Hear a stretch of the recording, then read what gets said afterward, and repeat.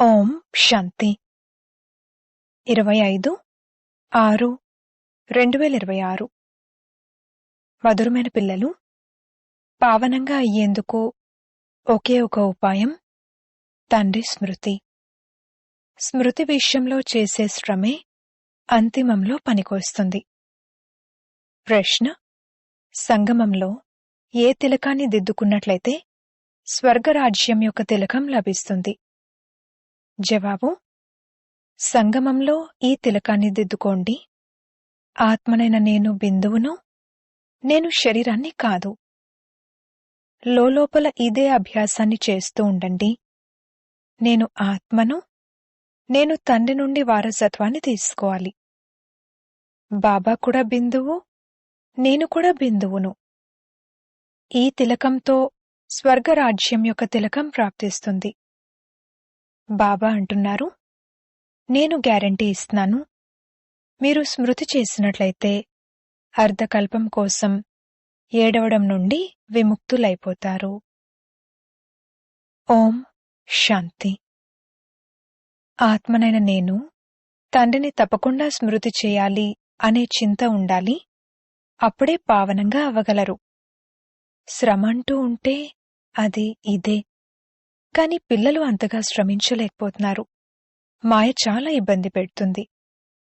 ఒక్క తండ్రి స్మృతిని మరిపింపజేస్తుంది. ఇతరుల స్మృతి వస్తుంది.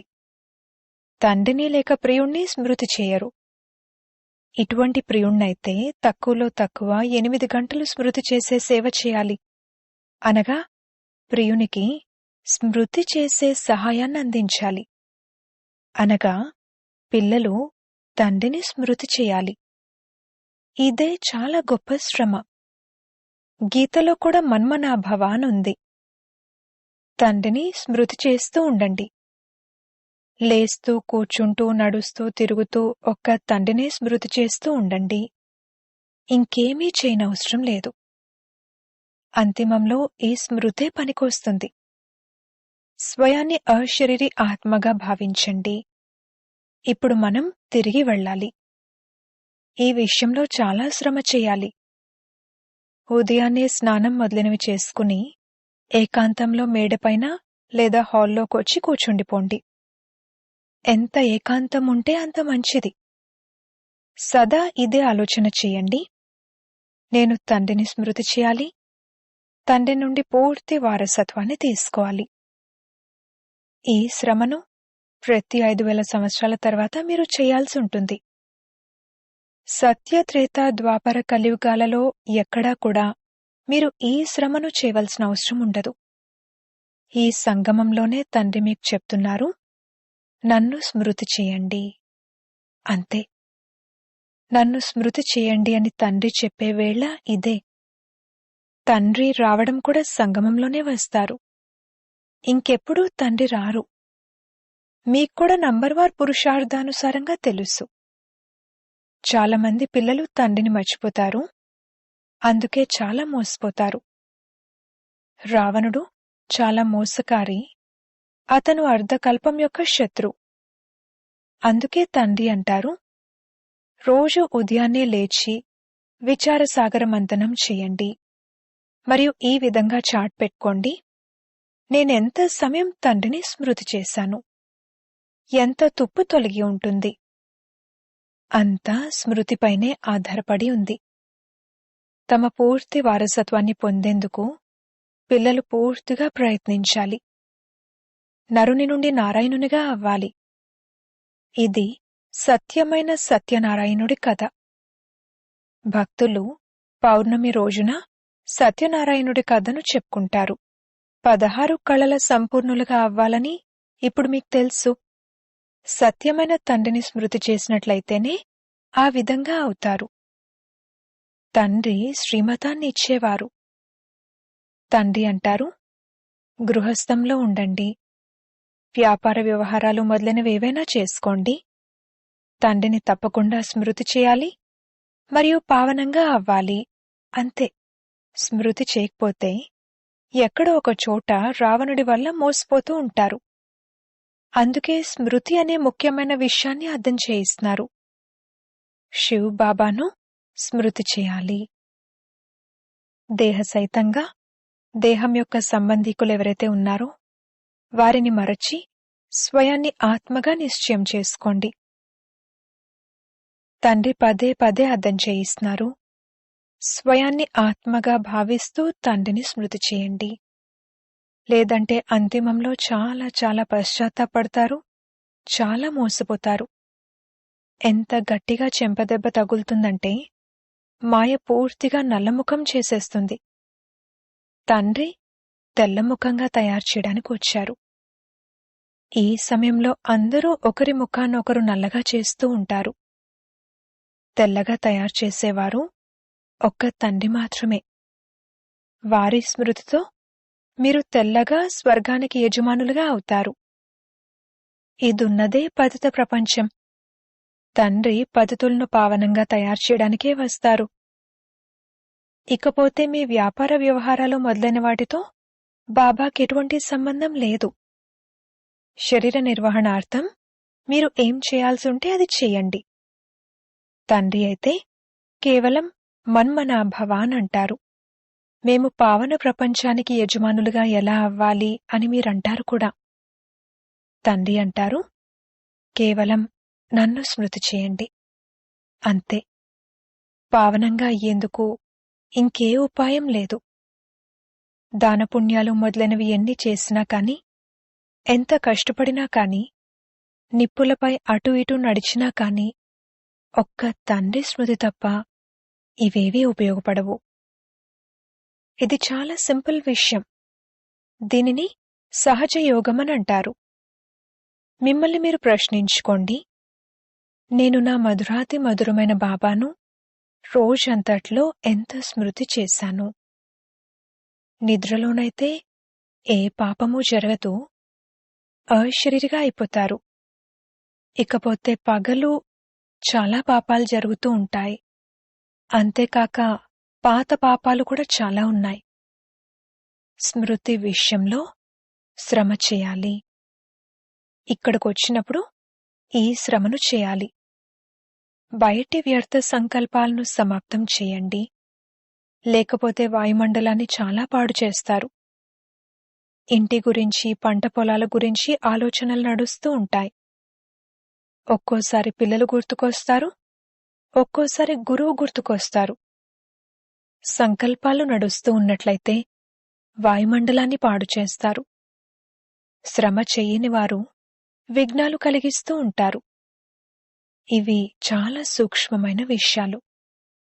మీరు కూడా ఇప్పుడే తెలుసుకుంటారు, ఇంకెప్పుడూ తెలుసుకోరు. తండ్రి ఇప్పుడే వారసత్వాన్ని ఇస్తారు. తర్వాత అర్ధకల్పం కోసం నిశ్చింతగా అయిపోతారు. లౌకిక తండ్రి చింతలకు అనగా ఆలోచనలకు మరియు అనంతమైన తండ్రి చింతలకు ఎంత తేడా ఉంటుంది. తండ్రి అంటారు, భక్తి మార్గంలో నాకు ఎంత చింత ఉంటుంది. భక్తులు పదే పదే ఎంతగా గుర్తు చేసుకుంటారు. సత్యుగంలో ఎవరూ స్మృతి చెయ్యరు. తండ్రి అంటారు, మీకు ఎంత సుఖాన్ని ఇస్తానంటే అక్కడ మీరు నన్ను స్మృతి చేయవలసిన అవసరమే ఉండదు. ఆ సమయంలో నా పిల్లలు సుఖధామంలో, శాంతిధామంలో కూర్చున్నారని నాకు తెలుసు. ఇతర మనుషులెవరూ ఈ విషయాలను అర్థం చేసుకోలేరు. ఇటువంటి తండ్రి పట్ల నిశ్చయబుద్ధి కలిగి ఉండటంలో మాయ విఘ్నాలను కలిగిస్తుంది. తండ్రి అంటారు, కేవలం నన్ను స్మృతి చేసినట్లయితే మీలో ఏదైతే మాలిన్యం చేరుకుందో, వెండి, రాగి, ఇనుము అదంతా తొలగిపోతుంది. బంగారు యుగం నుండి వెండి యుగానికి వచ్చినప్పుడు కూడా 2 కళలు తగ్గిపోతాయి. ఈ విషయాలను మీరు వింటారు మరియు అర్థం చేసుకుంటారు. ఎవరైతే సత్యమైన బ్రాహ్మణులుంటారో వారికి మంచి రీతిలో బుద్ధిలో కూర్చుంటాయి. లేకపోతే కూర్చోవు. స్మృతి నిలవదు. మొత్తమంతా తండ్రిని స్మృతి చేయడంపైనే ఆధారపడి ఉంది. పిల్లలు తండ్రిని స్మృతి చేయండి అని పదే పదే చెప్తారు. శివబాబాను స్మృతి చేయండి అని ఈ బాబా కూడా చెప్తారు. తండ్రినైన నన్ను స్మృతి చేయండి అని శివబాబా స్వయం కూడా అంటారు, ఓ పిల్లలు అని ఆత్మలను పిలుస్తారు. ఆ నిరాకార పరమాత్మ కూడా ఆత్మలకే చెప్తారు. ముఖ్యమైన విషయం ఇదే. ఎవరొచ్చినా సరే వారికి మొట్టమొదట భగవంతుణ్ణి స్మృతి చేయమని చెప్పండి. ఇంక దేని గురించి ఎక్కువగా చెప్పాల్సిన అవసరం లేదు. కేవలం స్వయాన్ని ఆత్మగా భావిస్తూ తండ్రిని స్మృతి చేయమని చెప్పండి. నేను ఒక ఆత్మను అని లోపల ఈ అభ్యాసమే చేస్తూ ఉండాలి. తులసీదాస్ చందనం అరగదీసి రఘువీరునికి తిలకం దిద్దారు అని పాడుతారు కదా. తిలకమంటే స్థూలమైనదేమీ కాదు. వాస్తవానికి తిలకమనేది ఈ సమయానికి చెందిన స్మృతి చిహ్నమని మీరు అర్థం చేసుకున్నారు. మీరు స్మృతి చేస్తూ ఉంటారు, అనగా రాజ్య తిలకాన్ని దిద్దుకుంటారు. మీకు రాజ్య తిలకం లభిస్తుంది. మీరు డబల్ కిరీటధారులుగా అవుతారు. రాజ్య తిలకం లభించడం అనగా స్వర్గానికి మహారాజా మహారాణులుగా అవుతారు. తండ్రి ఎంత సహజంగా తెలియజేస్తారు, నేను ఆత్మను, శరీరాన్ని కాదు. నేను తండ్రి నుండి వారసత్వాన్ని తీసుకోవాలి. కేవలం ఇదే గుర్తు చేయండి. ఆత్మైన మనం బిందు వలె ఉన్నామని, బాబా కూడా బిందువని మీకు తెలుసు. బాబా జ్ఞానసాగరుడు, సుఖసాగరుడు. వారు మనకు వరదానాలు ఇస్తారు. వీరి పక్కనే వచ్చి కూర్చుంటారు. గురువు తన శిష్యుణ్ణి పక్కన కూర్చోబెట్టుకుని నేర్పిస్తారు. అలాగే వీరు కూడా పక్కనే కూర్చున్నారు. పిల్లలకు కేవలం ఇదే చెప్తున్నారు, స్వయాన్ని ఆత్మగా భావించండి, నన్నొక్కరినే స్మృతి చేయండి. సత్యుగంలో కూడా మీరు స్వయాన్ని ఆత్మగా భావిస్తారు, కాని తండ్రి గురించి తెలీదు. ఆత్మనైన నేను శరీరాన్ని వదిలి మరొకటి తీసుకోవాలి. డ్రామానుసారంగా మీ పాత్రే ఆ విధంగా ఉంది. అందుకే అక్కడ మీ ఆయుష్ ఎక్కువగా ఉంటుంది, మీరు పవిత్రంగా ఉంటారు. సత్యుగంలో ఆయుష్ ఎక్కువగా ఉంటుంది, కలియుగంలో తగ్గిపోతుంది. అక్కడున్నది యోగులు, ఇక్కడున్నది భోగులు. యోగులు పవిత్రంగా ఉంటారు. అక్కడ రావణరాజ్యమే ఉండదు. ఆయుష్ ఎక్కువ ఉంటుంది. ఇక్కడ ఆయుష్ ఎంత తక్కువ ఉంటుంది. దీనిని కర్మభోగమని అంటారు.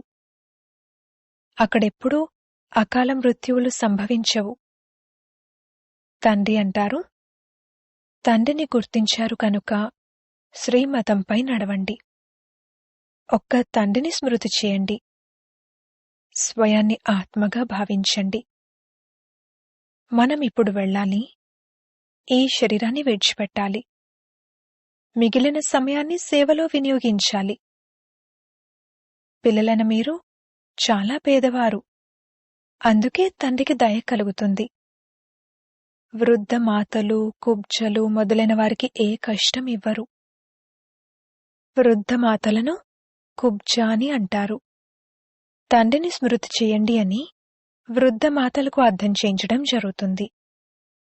మీరెక్కడికి వెళ్తున్నారని మిమ్మల్ని ఎవరైనా అడిగితే గీతా పాఠశాలకు వెళ్తున్నామని చెప్పండి. పిల్లలు ప్రదర్శని మొదలైన వాటిపై ఎంత ఖర్చు చేస్తారు. ఫలానా వారు బాగా ప్రభావితులయ్యారని రాస్తారు కూడా.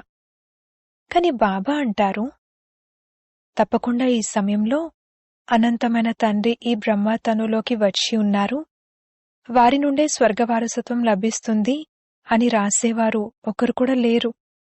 ఒక్కరికి కూడా నిశ్చయం ఏర్పడలేదని బాబాకు అర్థమైపోతుంది. కేవలం ఈ జ్ఞానం చాలా బావుందని, మెట్ల వరుస చిత్రాన్ని కరెక్ట్గా చూపించారని ప్రభావితులు అవుతారు. కాని స్వయం యోగంలో ఉంటూ తమో ప్రధానం నుండి సతో ప్రధానంగా అవ్వడం అనేది చెయ్యరు. పరమాత్మ నుండి వారసత్వాన్ని పొందే ఈ వివరణ చాలా బాగుంది అని మాత్రం అంటారు. కాని స్వయం వారసత్వాన్ని పొందాలి అనేది మాత్రం ఉండదు. ఏం పురుషార్థం చెయ్యరు. ప్రజలు ఎంతోమంది తయారవుతారు. ఇకపోతే రాజుగా అవ్వడం అనేది శ్రమతో కూడుకున్నది. ప్రతి ఒక్కరూ మీ హృదయాన్ని ప్రశ్నించుకోండి, నేనెంతవరకు తండ్రి స్మృతిలో హర్షితంగా ఉంటున్నాను, నేను మళ్లీ దేవతగా అవుతాను అని ఈ విధంగా ఏకాంతంలో కూర్చుని మీతో మీరు మాట్లాడుకోండి. ప్రయత్నించి చూడండి. తండ్రిని స్మృతి చేస్తూ ఉన్నట్లయితే తండ్రి గ్యారంటీ ఇస్తున్నారు, మీరు అర్థకల్పం కోసం ఎప్పుడూ ఏడవనే ఏడవరు.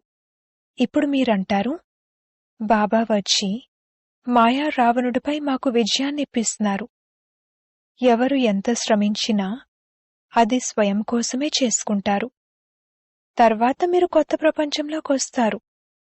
మీరు తమో ప్రధానం నుండి సతో ప్రధానంగా అవ్వాలంటే పాత ప్రపంచం యొక్క లెక్కాచారాలను కూడా సమాప్తం చేసుకోవాలి. పావనంగా అయ్యే యుక్తులను కూడా తెలియజేస్తారు. ఇది వినాశన సమయం. అందరి వినాశనం జరగనున్నది. కొత్త ప్రపంచ స్థాపన జరగనున్నది.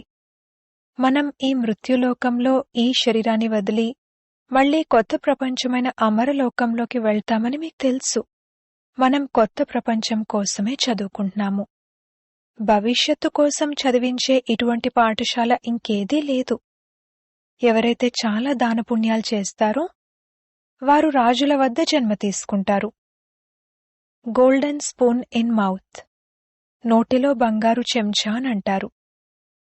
మీకది సత్యుగంలో లభిస్తుంది. కలియుగంలో కూడా ఎవరైతే రాజుల వద్ద జన్మ తీసుకుంటారో వారికిది లభిస్తుంది.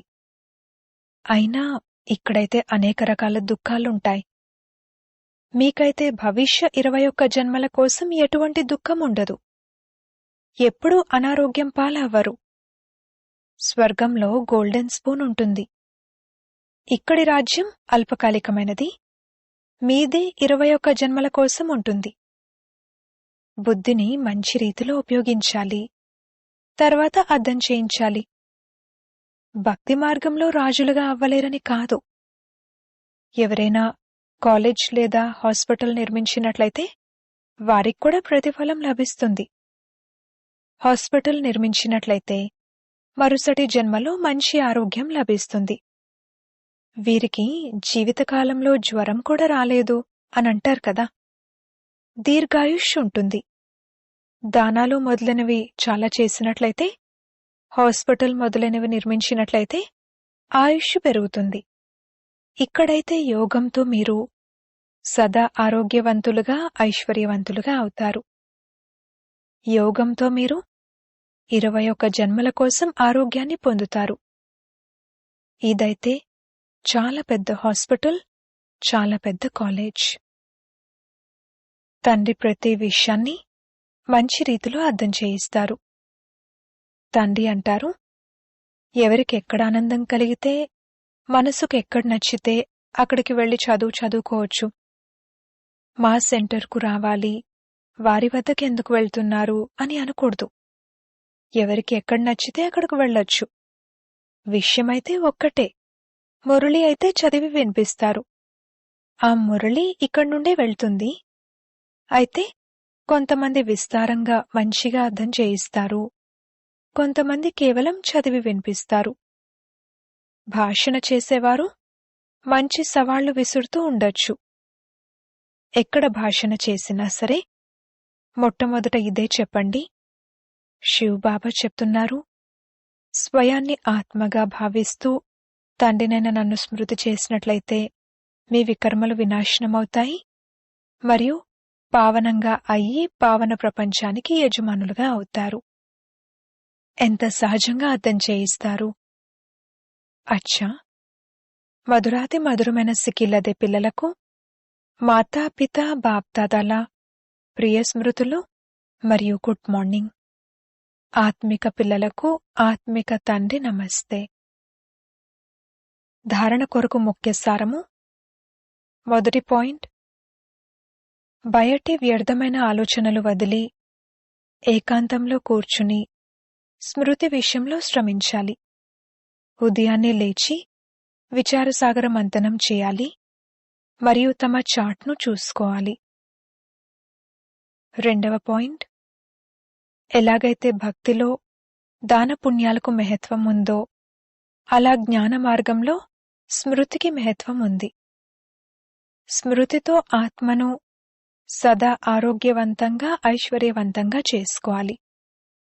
అశరీరిగా ఉండే అభ్యాసం చేయాలి. వరదానం: కంబైన్డ్ రూపం యొక్క సేవ ద్వారా ఆత్మలను సమీప సంబంధంలోకి తీసుకొచ్చే కంబైన్డ్ రూప్ధారి భవ.